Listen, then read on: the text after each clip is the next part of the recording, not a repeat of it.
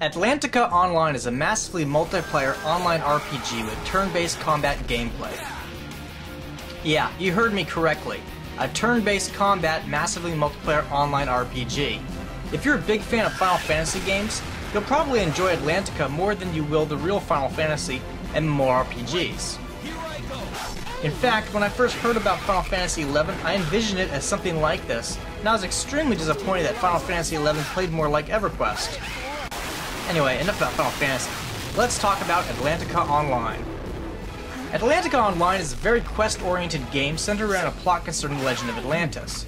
Now, compared to a lot of free-to-play online RPGs, there is very little mindless grinding in this game because a legion of NPCs will send you on one fetch quest after another, and usually they don't ask you to kill very many enemies to complete these quests. You also don't need to scour the internet looking for walkthroughs because the auto move system in the game will take you directly to where you need to go to gather the items or kill the enemies. So these tasks really don't feel very tedious as they do in a lot of other massively multiplayer online RPGs. The auto move feature is one of my favorite things about Atlantica Online. You start the game by creating your own main character. This character is the leader of your party and the one you will always have in your party for the rest of the game. You have a number of classes you can choose for your main character. Also, if your main character falls in battle, your opponent will instantly win, which is reminiscent of the Mega 10 games. So really, depending on your playstyle, you might want to choose a tank character that has more survivability over one of the lower HP classes like the staffs.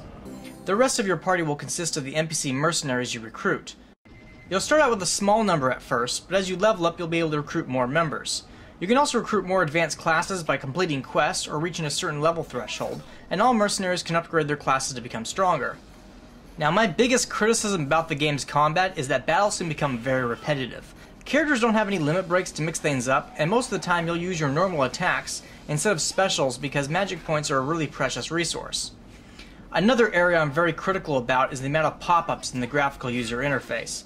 You'll frequently get messages whenever someone on the server purchases or obtains a rare item, along with the option to whisper them as if you care what some random person decided to buy from the cash shop. During peak hours, I have to stop what I'm doing and close these screens every other minute, and it gets extremely annoying. The game does have a crafting system, and like lots of crafting systems in these type of games, you have to farm mobs to get the components. It is crucial to level up your crafting skills in order to make high-end items like weapons, armor, and medical supplies for your characters. One bright area of the crafting system is that you can craft items while you fight battles, so you don't have to run all over the world looking for workshops to make the items. You can just grind on mobs and level up your characters while you're making a bunch of stuff. The license system is worthy of note. Because the game is free to play, the developers needed a way to make money. A lot of games use cash shops where you can buy potions and clothing and such, but the Atlantica Online developers have focused on selling licenses which increase your inventory capacity, boost your experience, increase damage, and even allow you to recruit NPC monsters to assist you in battle. Some licenses are given to the players for free as rewards for quests or playtime, so it isn't necessary to buy everything for the cash shop, but it sure does help you play. I should point out that many licenses are only good for about a month, so you need to repurchase them if you want to access those benefits. These monthly purchases can be considered a subscription fee, but again, you often get free licenses just by playing the game, so you don't need to buy them all from the cash shop.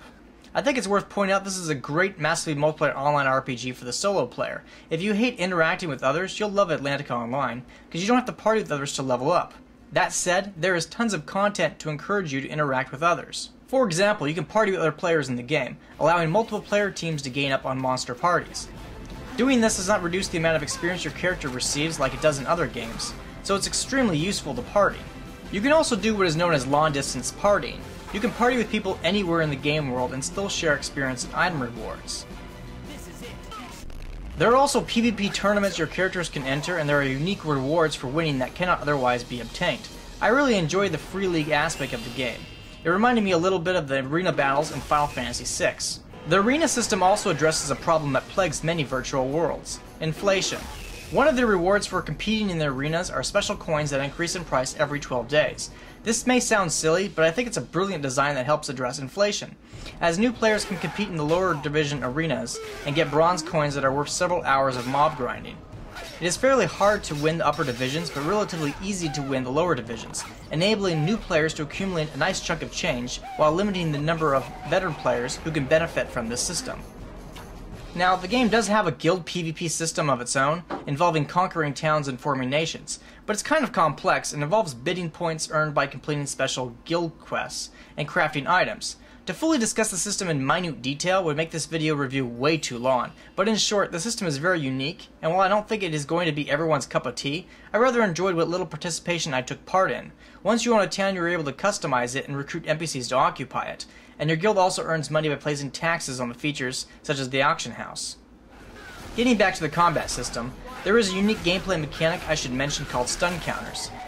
Each round a character is physically attacked, they gain 1 stun point. After they have been physically attacked for 3 rounds in a row, they become stunned for 1 round.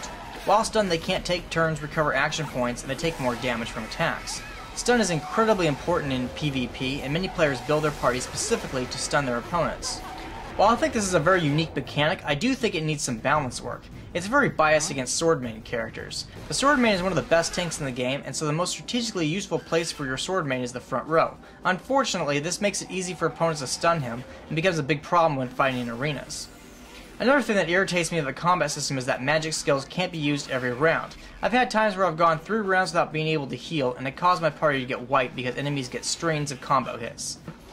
This is also due to the action point system, which is kind of like a GIMP version of the active time battle system used in Final Fantasy games. Each round, your characters gain action points, and they need a certain amount of points in order to perform actions. Some actions, like using magic, cost more points than normal attacks. To make matters worse, only 5 of your characters can take actions per round, even if you have more than 5 characters in your party. This may sound like I'm griping, but look, monsters don't have this 5 character moves per round limit.